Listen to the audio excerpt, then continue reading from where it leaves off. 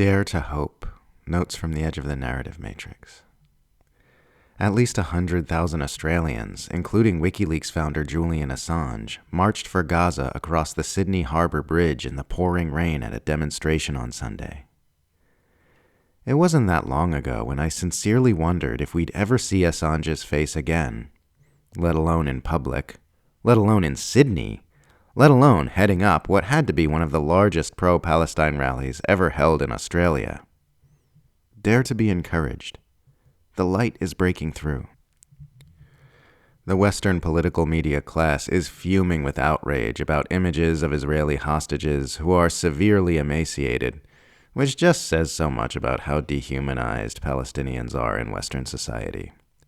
Everyone stopped caring about hundreds of thousands of starving Palestinians. It turns out 2 Israeli hostages are starving in the same way for the same reason. Israel's foreign ministry has announced that in order to improve public diplomacy efforts, the term Hasbara will no longer be used, because people have come to associate it with lies and propaganda.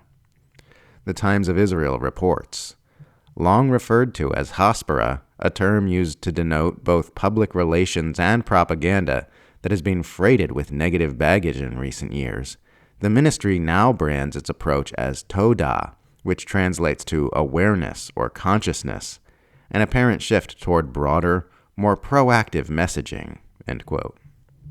That negative baggage would of course be public disgust at the nonstop deluge of lies that Israel and its apologists have been spouting for 2 years to justify an act of genocide. Westerners have grown increasingly aware that Israel and its defenders have a special word for their practice of manipulating public narratives about their beloved apartheid state, so they are changing the word. Simply stopping the genocide is not considered an option. Simply ceasing to lie is not considered an option. They're just changing the words they use for their lies about their genocide. One of the reasons Israel's supporters love to hurl anti-Semitism accusations at its critics is because it's a claim that can be made without any evidence whatsoever. It's not an accusation based on facts. It's an assertion about someone's private thoughts and feelings, which are invisible. Support for Israel doesn't lend itself to arguments about facts, logic, and morality, so they rely heavily on aggressive claims about what's happening inside other people's heads, which cannot be proved or disproved. It's entirely unfalsifiable. I cannot prove that my opposition to an active genocide is not, in fact, due to an obsessive hatred of a small Abrahamic religion. I cannot unscrew the top of my head and show everyone that I actually just think it's bad to rain military explosives on top of a giant concentration camp full of children, and am not in fact motivated by a strange medieval urge to persecute Jewish people. So an Israel supporter can freely hurl accusations about what's going on in my head that I am powerless to disprove.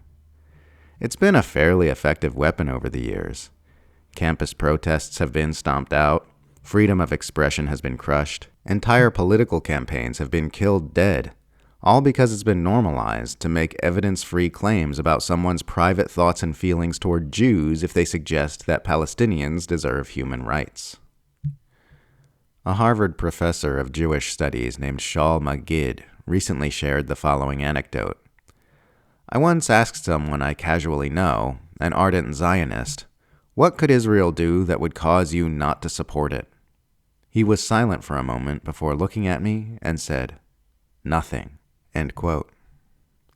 This is horrifying, but facts and evidence indicate that it's also a very common position among Zionists. If you are still supporting Israel at this point, there's probably nothing it could do to lose your support.